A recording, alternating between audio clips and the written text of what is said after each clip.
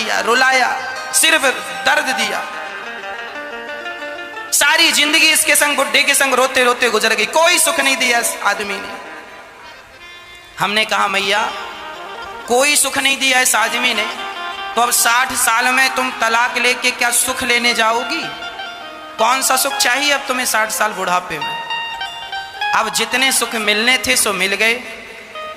अब सारी हाथी निकल गया है, पूंछ बची है, सारी जिंदगी निकाल दी, थोड़ी सी और निकाल लो, बुढ़ापे में काहे माथे में कलंक लगाती हो?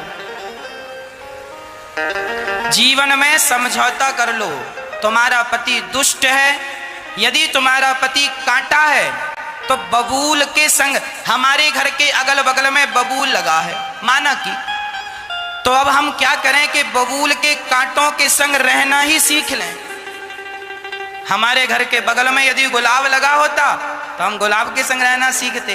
तुम्हारा पति जैसा है, तुम्हारी पत्नी जैसी है, तुम्हारा बेटा जैसा है, तुम्हारा जीवन जैसा है, उस जीवन में अब पॉजिटिव रहना सीख लो।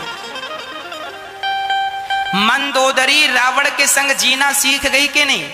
रावण कोई अच्छा था? अब सोचो आपका पति आपके सामने दूसरी औरत को उठा के ले आए और कहता है रावण सीता से, ऐ सीता तुम हमारी तरफ देख लो, हम तुम्हें मंदोदरी आदि, अब आगे मंदोदरी तुम्हारे पांव में तेल लगाएगी और तुम्हारी सेवा करेगी, तुम्हारी दासी बनेगी मंदोदरी। यदि तुम हमारी रानी बन जाओगी तो मंदोदरी तुम्हारी, हम मंदोदरी को दासी। अब सोचो मंदोदरी को कितना बुरा लगा होगा। ये सुंदर कांड में लिखा है। रावण कहता है, ऐ सीता एक बार बिलोक मम ओरा, देख मंदोदरी आदि सब रानी, ये मंदोदरी आदि जो रानियां है ना, ये तेरे चरणों में सेवा करेंगी, तेरे कपड़े धुलेंगी, एक बार मेरी तरफ देख ले सीता। अब सोचो मंदोदरी भी बगल में खड़ी थी, सुन रही थी। अब सोचो मंदोदरी को कितना गुस्सा आ रहा होगा, मेरा पति कह रहा दासी बना दूंगा। आपका पति कहता हो ऐसा, तो आप बगल में खड़ी हो, किसी महिला को देख के कहे तुम आओ हमारे पास, फिर हमारी पत्नी तुम्हारे कपड़े धुलेगी, तो आपको बुरा लगेगा कि नहीं? तो महारानी बनना है, दासी बन जाएगी, आपको बुरा लगेगा? पर सोचो मंदोदरी जैसी स्त्रियां अपने रावण जैसे पति के संग रहकर भी वो आदी हो गई। चलो अब जैसा है, विधाता ने जैसा लिखा है वैसा मिल गया। अब ये जिंदगी काट लो, अब अच्छे कर्म करेंगे तो अगली बार भगवान कृपा करके सब बढ़िया करेंगे। अब ये जो जा रही है इसे जाने दो, समय को काट लो भैया किसी बहाने से। लिखा किस्मत में मिटता नहीं मिटाने से, लिखा किस्मत में मिटता नहीं मिटाने से, समय को काट लो भैया किसी बहाने से। अब ये बताएं, ये तुम समय थोड़ा सा काट लो, जैसा है पति, जैसी है पत्नी, जैसा बेटा बेटी, उनके संग काट लो, समय गुजार लो। समय ही तो गुजारना है। मौत तो आ ही रही है, फिर जब मौत आ जाएगी तब फिर मौत के संग चले जाएंगे, सब छूट जाएगा झंझट। जब तक मौत दूर है तब तक हंसते मुस्कुराते जी लो। अरे रोकर भी गुजरना है, हंसकर भी गुजारना है, तो क्यों रोकर गुजारें, हंसकर गुजार लें। गुजारना ही तो है, तो रोकर क्या फायदा। हमें पता है एक समुद्र के बीच में एक नौका फंस गई, समुद्र में ऐसी हवा चली, तूफान उठा कि वह नौका रास्ता भटक गई और वहां उसमें जितने यात्रीगण थे वो सब रोने लगे। सारे लोग रो रहे थे, पर उस नौका में एक आदमी मुस्कुरा रहा था। सबने पूछा क्यों? नौका रास्ता भटक चुकी है और अब हम नौका पानी में डूब जाएगी, हम सब समुद्र में डूब कर मारे जाएंगे। बोले रो, हंस क्यों रहे हो? उस आदमी ने कहा तो क्या रोने से नहीं मरोगे? जब समुद्र में नौका फंस ही गई है और डूबना ही है, जब यह निश्चित है कि मरना ही है, तो रो के मरने से फायदा, हंसते हंसते मरो। मरना ही है तो रोने से क्या होगा? इसलिए हर हाल में हमें पॉजिटिव रहना चाहिए, हर हाल में हमें प्रसन्न रहना चाहिए। हर हाल में क्या रहो मेरी माँ? प्रसन्न रहो। बहू गाली दे तो भी प्रसन्न रहो। मेरे जीवन में कोई पाप हुए होंगे जिसके कारण मुझे मेरी बहू गाली दे रही है, उस पापों का ये दंड मुझे मिल रहा है। न देना दोष किस्मत को, विपत्ति तो सब पे आती है। इसलिए जब तुम्हारा बेटा गाली दे तो दोष ना देना, तुमने कोई पाप किया होगा, उसी का ये दंड मिल रहा है, भोग लो, समय को काट लो भैया, किसी बहाने से कट रहा है, काट लो। कोई पाप था सो दंड मिल रहा है, अब पाप ना कर लेना, आगे ठीक हो जाएगा। हाँ, इसलिए उस हाल में भी प्रसन्न रहो। क्या शिकायत करें हम किसी से? सच कहता हूं मेरी माँ, हमें किसी से कोई शिकायत नहीं है, ना तो पत्नी से शिकायत है, ना तो पति से शिकायत हो। जीवन में किसी से शिकायत ना हो। आपको यदि पति से शिकायत है तो आप दुखी रहेंगे। आप चाहती हैं कि हमारा पति राम जैसा हो, पर मिल गया है रावण जैसा, तो फिर मंदोदरी बन जाओ। क्या बन जाओ? मंदोदरी। वो खुश थी उस हाल में। हर हाल में प्रसन्न रहो, मुस्कुराने का मौका ना गवाओ। पता नहीं ये मुस्कुराने का मौका फिर कब मिलता है। 84 लाख योनियों में विधाता ने केवल आपको और हमको ही हंसने और मुस्कुराने का अवसर दिया है। क्या कुत्ता और बिल्ली को आपने हंसते सुना, देखा? क्या भैंस हंसती है? बंदर हंसता है? फिर आप हंसते हैं तो हंस लीजिए, मुस्कुरा लीजिए। इसलिए दिल खोल के हंसा करो, प्रसन्न रहा करो। हर हाल में पत्नी गाली दे रही है फिर भी प्रसन्न। तुकाराम जी की पत्नी गाली देती थी, क्यों जी? कोई कमाते धमाते तो हो नहीं, घर में पड़े रहते हो, कहकर चली गई। और पानी भर के जब आई घड़ा में तो भी सत्संग करने तुकाराम जी बैठे, तो भरा भराया घड़ा खोपड़ी में पटक दिया। तुकाराम जी हंस के बोले, देखो कितनी सुंदर है। सुंदर है? घड़ा पटक दिया, सुंदर? हाँ, पहले आई तो गरज गई, बाद में आई तो बरस गई। मेरी पत्नी जैसी पत्नी सबको मिले।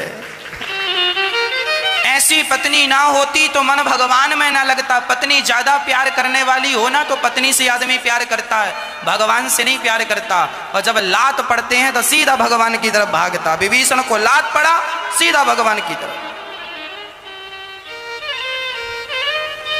लात पड़े तो भगवान, ठोकर ही ठाकुर से मिलाती है। ठोकर ना लगे तो भगवान भी याद नहीं आते।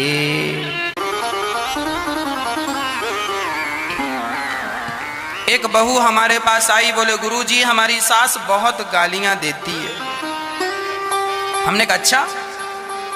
बोले कोई उपाय बता दो। हमने उसे एक कागज की पुड़िया दे दी। हमने कहा ये पुड़िया ले लो, जब तुम्हारी सास गाली दिया करे तो इसे अपने मुंह में दबा लिया करो। अच्छा? हमने कहा जोर से दबाया करो, असर होगा। जी महाराज जी। अब वो बहू चली गई पुड़िया लेके। अब जब भी सास गाली दे तो वो अपने मुंह में पुड़िया दबाए, और सास जितनी जोर से गाली दे वो उतनी जोर से पुड़िया दबाए। अब सास को लगा कल तक तो मैं बोलती थी तो ये भी बोलती थी, अब सास को क्या पता कि ये बोलने की जगह पुड़िया दबा रही है। आज बेचारी बहू ने कुछ बोला नहीं, क्योंकि वो पुड़िया दबाने में व्यस्त थी। दबाए कैसे? बोलेगी तो वो निकल जाएगी और दबेगी नहीं। हमने कहा था दबा के रखना हर हाल में। बात उसने मानी और दवाई। आधा घंटा तक सास का लेक्चर चला, पर बहू ने चूं तक नहीं कहा, एक शब्द नहीं कहा। सास को लगा मेरी बहू बदल गई क्या? सास को लगा कल फिर ट्राई करती हूं। कल फिर सास ने अपना शुरू किया प्रवचन। अब बहू ने फिर पुड़िया दवाई, कोई उत्तर नहीं। अकेली सास बेचारी कब तक भौंके बताओ? कब तक चिल्लाएगी? भौंकने के लिए दो लोग चाहिए। यहां से हुआ भौं तो सामने से भी होना चाहिए ना, भौं भौं, तब तो मजा आए। अकेला कब तक भौंकेगा? तो बेचारी तीसरे दिन 15 मिनट, चौथे दिन 5 मिनट, छठवें दिन सास को लगा मेरी बहू को हो क्या गया है, कोई उत्तर ही नहीं देती मेरी गालियों का, मैं कितना भी डांट लूं। पहले तो बड़ा बक बक बक बक करती थी। अब सासू मां पहुंच गई, बहू बहू अब तुम हमारी बेटी हो गई हो। ऐसी हमारी बेटी थी, कितना भी हम उसे डांटें कुछ भी कहें पर वो कोई जवाब नहीं देती थी। हृदय से लगा लिया सास ने बहू को और कहा अब से तुम हमारी बेटी हो और तुम्हारा स्वभाव बदल गया, अब हमें बड़ा अच्छा लग रहा। वो बहू दौड़ी दौड़ी आई, महाराज जी आपकी पुड़िया में क्या जादू है? हमने कहा क्या हुआ? बोले सास तो माँ बन गई। अच्छा? हमने कहा पुड़िया खोल के देखो। उसने पुड़िया खोली तो उसमें कुछ नहीं। महाराज जी इसमें तो कुछ नहीं है। हमने कहा बहन पुड़िया में कुछ नहीं था। तो बोले सास में परिवर्तन कैसे हो गया, बदल कैसे गई? हमने कहा सास इसलिए बदल गई कि आपसे हम कहते कि चुप रहा करो तो आप चुप तो रह नहीं सकती थी, इसलिए हमने काम बता दिया पुड़िया दबाने का, तो 6 दिन में ही परिवर्तन हो गया। हम लोग हमेशा ये सोचते हैं कि तुम अपने आप को बदलो, तुम अपना स्वभाव बदलो। हम सामने वाले का स्वभाव बदलना चाहते हैं। यदि हम अपने आप को बदल लेंगे ना तो सामने वाला अपने आप बदल जाएगा। भक्तों, जमाने को बदलना है तो पहले अपने आप को बदलना होगा। बहू ने अपने आप को बदला तो सास बदल गई, वो चुप रहने लग गई तो सास से माँ हो गई। सामने वाला भी बदल जाएगा, कब? जब हम स्वयं बदलेंगे। समझ में आई बात? इसलिए हम ये ना गाना गाएं कि तुम बदल जाओ, तुम बदल जाओ। शुरुआत अपने से करें, हम बदल जाएं, हम अपना स्वभाव बदल लें, अपना चिड़चिड़ाना बदल लें, शांत चित्त से रहना सीख लें। हर बात का उत्तर देना जरूरी नहीं है, हर गाली का प्रति उत्तर देना जरूरी नहीं है। शांत चित्त से समझदारी से जीवन जियोगे तो आनंदमय जीवन होगा। अब भगवान बड़े हुए, नामकरण संस्कार गर्गः पुरोहितो राजन, यदूनां सुमहातपा ब्रजं जगाम नंदस्य वसुदेव प्रचोदितः। गर्गाचार्य जी भगवान वसुदेव जी के गुरु थे। कहा वसुदेव जी ने जाइए पुत्र का नामकरण संस्कार गुरुदेव आप कर लें। गर्गाचार्य जी भगवान का नामकरण संस्कार करने आए। हमारे हिंदू धर्म में, सनातन संस्कृति में संस्कारों की बड़ी महिमा रही है मैया। बच्चों को संस्कार देना ना भूल जाइएगा। धन दौलत बाद में दिया करो, बच्चों को संस्कार पहले दिया करो। बंटवारे में धन दौलत नहीं, संस्कार। यदि बेटा योग्य है तो उसे धन देने की जरूरत नहीं है, योग्य है तो काम बन जाएगा। धन दौलत तो बाद का विषय है ना, तो पहले संस्कार दीजिएगा, मजबूत बनाइएगा, स्ट्रांग बनाइए, बच्चे का चरित्र मजबूत कर दीजिएगा, बच्चों का चरित्र मजबूत कर दीजिएगा, बच्चों का स्वभाव अच्छा, बड़ों के प्रति सम्मान हो, व्यवहार अच्छा हो। आज हम लोगों को देखते हैं अधिकांश लोग व्यवहार कुशल नहीं है। आज मैया जी, आज समाज में रिश्तों में खटास क्यों है? क्योंकि आज व्यक्ति व्यवहार कुशल नहीं है। आज लोगों को व्यवहार करना नहीं आता, बात करनी नहीं आती, सामने वाले से बात कैसे करनी है, लोग बात कैसी करते, चलो हटो हटो हटो हटो हटो, रास्ता दो, चलो चलो चलो, ये कोई बात करने का तरीका है? किसी को भी हटो हटो कुछ भी ना, कुछ भी ना। हम एक बात कह दें मेरी माँ, गरीब से गरीब आदमी क्यों ना हो, मजदूर आदमी ही क्यों ना हो, पोंछा लगाने वाली या पोंछा लगाने वाला ही क्यों ना हो, जूता सिलने वाला ही क्यों ना हो, हमें सम्मान सबका करना चाहिए। यदि हम सम्मान सबका करते हैं तो यह निश्चित है कि आप व्यवहार कुशल हैं। व्यवहार कैसे करना है? कोई आवे सामने, अब एक उदाहरण से हम देखो, आप यदि दुकान चलाते हैं तो आजकल ना दुकानदारी में, बिजनेस व्यापार में भी सबसे पहले व्यवहार कुशलता है। क्या है? व्यवहार कुशलता। एक बार मुझे अपनी बात याद है, मैं आपको अपनी बात करता हूं, लोगों का व्यवहार कैसा है और कैसा होना चाहिए। एक बार हमारे घर में कोई उत्सव था तो हमारे यहाँ पान की जरूरत थी। पान, लोग आ रहे थे तो उन्हें पान, तो हम पान वाले की दुकान में गए और हमने कहा पान वाले भैया से, भैया जरा 50 मीठे पान लगा के दो। उसने कहा हम 10 मिनट में आपको दे रहे हैं। 10 मिनट तक हमने दूसरा काम किया। 10 मिनट बाद हम पान वाले की दुकान में गए, कहा पान दो, तो उन्होंने पान दिए तो सारे पान डैमेज थे, किसी में लौंग नहीं थी तो किसी में मसाला गिर रहा था। हमने उससे कहा भाई ये पान आपने दिए हैं, इसमें देखिए ये व्यवस्थित नहीं है, जरा इनको ठीक करिए, कोई मेहमान आएगा तो पान की तरह, अब खुला पान पूरा दे दे तो अच्छा लगेगा, पान की तरह लपेट कर देना होता है। लौंग लगाओ पान में, बढ़िया व्यवस्थित करो। अरे भाई लेना है लो, नहीं लेना नहीं लो, ऐसे ही मिलते हैं हमारे यहाँ। हमने कहा अच्छा ऐसे ही मिलते हैं। हमने कहा हम पैसे दे के ले रहे हैं कि फ्री में ले रहे हैं? हमने कहा जब पैसे दे के ले रहे हैं तो जैसे मिलते हैं वैसे ही दो। ना ना ना ना ना। हमने कहा ठीक है तो हम कहीं और से ले लेंगे। हम चले गए। अर्थ क्या हुआ, 50 पान, यदि एक पान 5 रुपए का था तो उसके पास कितने रुपए अभी पहुंच जाते? अर्थ क्या निकला, उसने अपनी ग्राहकी बर्बाद कर ली। हम जैसे ग्राहक अब उसकी दुकान में कभी नहीं जाएंगे। अर्थ क्या निकला, हमारे यहाँ कहते हैं ग्राहक भगवान होता है। एक पान लेने वाला हो या 10 पान लेने वाला हो, वो भगवान है और ग्राहकों से ही दुकानें चलती हैं। इसलिए हर दुकानदार को व्यवहार कुशल होना चाहिए। अरे वो इतना ही कह देता, अच्छा भैया जरा रुक जाइए हम व्यस्त थे, हो गया, हम ठीक कर देते। यदि वो इतना कह देता तो हम 10 मिनट और भी रुक सकते थे उसकी मीठी वाणी से, पर उसके चिल्लाने से तो हम 5 मिनट भी ना रुके, आप भी ना रुकते। पैसे ही देना है तो जमाने से कहीं खरीद लो।